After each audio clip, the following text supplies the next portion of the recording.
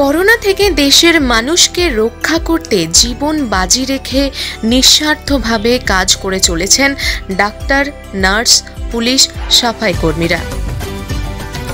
তাই TV news 10-এর পক্ষ থেকে এই করোনা যোদ্ধাদের প্রশংসা জানাতে দুর্গাপুর সম্মানে সম্মানিত করা হবে তাদের। টিভি নিউজ 10 তাদের কুর্নিশ জানায়। দুর্গাপুর সম্মান, দ্য সার্টিফিকেট অফ অ্যাপ্রিসিয়েশন।